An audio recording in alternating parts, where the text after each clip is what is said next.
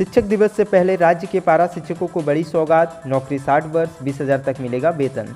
राज्य के पारा शिक्षकों की सेवा शर्त नियमावली को गुरुवार को शिक्षा मंत्री जगन्नाथ महतो ने स्वीकृति दे दी है।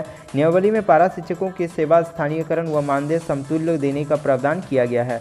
पारा शिक्षक अब 60 वर्ष की उम्र तक अपनी सेवा दे सकेंगे। उन्हें 5,200 से 20,000 रुपये तक का वेतन दिया जाएगा।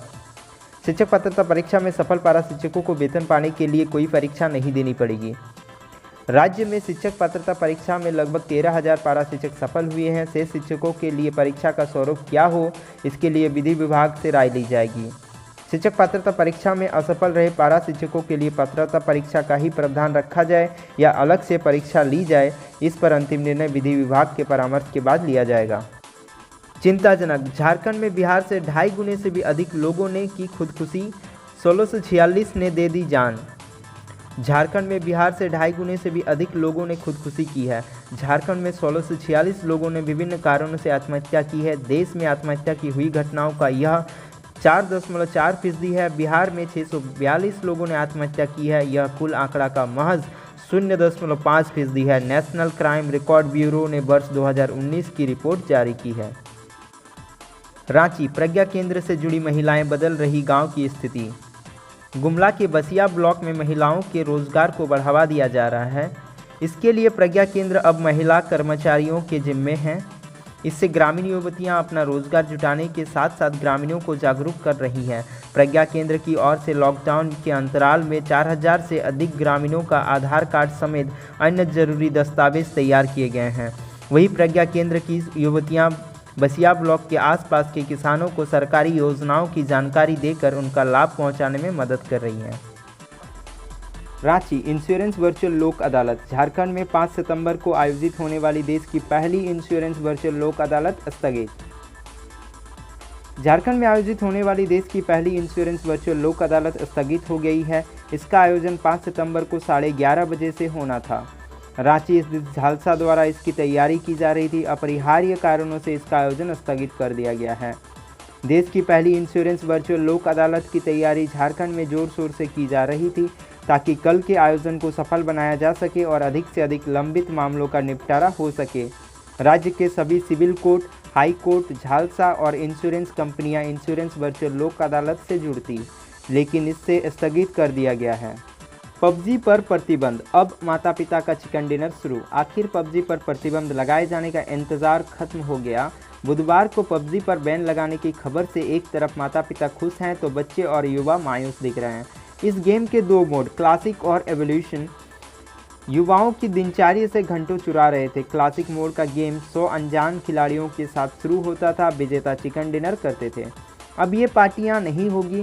दूसरी तरफ पबजी पर बैन लगने के बाद सोशल मीडिया पर मीम्स की बाढ़ सी आ गई है। खूब चुटकुले शेयर किए जा रहे हैं। ट्वीट पर पबजी टॉप ट्रेंड कर रहा है। मालूम हो कि कुछ समय पहले ही सरकार ने चीनी ऐप्स पर प्रतिबंध लगाए थे। इसमें टिकटॉक भी शामिल था। 9वीं से 12वीं तक के विद्यार्थी स्कूल आकर ले सकते हैं शिक्षक से सलाह। राज्य में कक्षा 9 से 12वीं तक के बच्चे विद्यालय आकर पठन पाठन को लेकर शिक्षक से आवश्यक जानकारी और सलाह ले सकते हैं।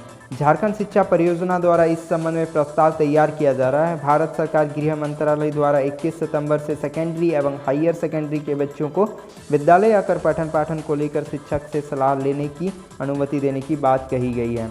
भारत सरकार के निर्देश के अनुरूप झारखंड शिक्षा परियोजना भी प्रस्ताव तैयार कर रहा है। परियोजना निदेशक शैलज चौरसिया ने बताया कि इस संबंध में जल्द ही विस्तृत प्रस्ताव बनाकर शिक्षा विभाग के माध्यम से आपदा प्रबंध विभाग को भेजा जाएगा। आपदा प्रबंध विभाग से अनुमति मिलने पर इसे राज्य के विद्यार्थियों के लिए भी लागू किया जाएगा। तब कक्षा 9 से 12वीं तक के शिक्षकों को विद्यालय बुलाया जाएगा। विद्यार्थी भी अभिभावक की अनुमति से विद्यालय आकर पठन पाठन से संबंधित आवश्यक जानकारी प्राप्त कर सकते हैं। लातेहार, IRCTC इंडियन रेलवे 40 घंटे से लातेहार के टोरी रेलवे ट्रैक पर डटे हैं। टाना भगत आवागमन पूरी तरह से ठप। लातेहार जिले के चंदवा प्रखंड में अखिल भारतीय राष्ट्रीय स्वतंत्रता सेनानी नीति टाना भगत समुदाय द्वारा विभिन्न मांगों को लेकर टोरी लेवल क्रॉसिंग पर रेल मालगाड़ी रोको कार्यक्रम आज शुक्रवार को तीसरे दिन भी जारी है। करीब 40 घंटे से रेलवे ट्रैक पर सैकड़ों टाना भगत समुदाय के पुरुष महिला ट्रैक पर बैठे हैं। इन 40 घंटों में अब तक एक भी ट्रेन इस रेल पथ से नहीं गुजरी है। आपको बता दें कि प्रशासन की पूरी मुस्तैदी के बावजूद टाना बगर समुदाय के लोग बुधवार की शाम 5:15 बजे से रेलवे ट्रैक तक पहुंच गए थे। 2 रात टाना बगर समुदाय के लोगों ने रेलवे ट्रैक पर बिताया है। शुक्रवार की शाम लातेहार के विधायक बैद्यनाथ राम, उपायुक्त जीशान कमर एवं पुलिस अधीक्षक प्रशांत आनंद मौके पर पहुंचे और टाना बगर समुदाय के लोगों से वार्तालाप करने का प्रयास किया। पूर्व सीएम शिबू सोरेन स्वस्थ, जल्द मिलेगी छुट्टी। झारखंड मुक्ति मोर्चा के केंद्रीय अध्यक्ष व पूर्व मुख्यमंत्री शिबू सोरेन स्वस्थ हो गए हैं। वे जल्द रांची लौटेंगे। कोरोना संक्रमित शिबू सोरेन को सांस लेने में तकलीफ होने के बाद रांची से गुरुग्राम के मेदांता अस्पताल में भर्ती कराया गया था, जहां उसका इलाज चल रहा है। इससे पहले वे होम आइसोलेट थे। आपको बता दें कि शिबू सोरेन की पत्नी रूपी सोरेन भी कोरोना संक्रमित हैं और होम आइसोलेट हैं। टिकट की चाह, लालू की कृपा पाने को रांची के चक्कर लगा रहे हैं राजद नेता। जदयू ने हेमंत सोरेन से पूछा, क्या कोई सेटिंग है? मंत्री नीरज कुमार ने झारखंड के जेल आईजी द्वारा लिखा पत्र दिखाकर कहा कि लालू यादव दरबार लगा रहे हैं। हेमंत सोरेन जी, क्या बिहार विधानसभा चुनाव को लेकर कोई डील हुई है? बिहार विधानसभा चुनाव करीब है। नेता टिकट की चाह में पार्टी ऑफिस और दल के बड़े नेताओं के घर के चक्कर काट रहे हैं। राजद के टिकट से चुनाव लड़ने की चाह रखने वाले नेता इन दिनों रांची के फेरे लगा रहे हैं। उनकी कोशिश है कि किसी तरह लालू यादव की कृपया मिल जाए। चारा घोटाला मामले में सजा पाने के बाद से लालू यादव रांची में हैं। वह रिम्स में इलाज करा रहे हैं। बिहार के नेता के लालू यादव से मुलाकात पर जदयू ने झारखंड के मुख्यमंत्री हेमंत सोरेन पर निशाना साधा है। जदयू नेता और सूचना व जनसंपर्क मंत्री नीरज कुमार ने शुक्रवार को झारखंड के जेल आईजी द्वारा लिखा पत्र दिखाकर कहा कि लालू यादव दरबार लगा रहे हैं। निर्णय, कॉन्ट्रैक्ट पर बहाल होंगे नीलाम पत्र पदाधिकारी। 20 सितंबर है आवेदन की अंतिम तारीख। नीलाम पत्र पदाधिकारियों की कमी को देख सरकार ने लिया फैसला। कॉन्ट्रैक्ट के आधार पर रिटायर्ड पदाधिकारी को किया जाएगा बहाल। रांची जिले में बैंक से पैसा लेकर चुकता नहीं करने वाले हजारों लोगों पर नीलाम पत्र बाद दर्ज है। नीलाम पत्र पदाधिकारी की कमी होने के वजह से इसका डिस्पोजल नहीं हो रहा है। इस वजह से लोगों से ना तो पैसे की वसूली हो रही है और ना ही उसकी संपत्ति की नीलामी करने पर कोई कार्रवाई हो रही है।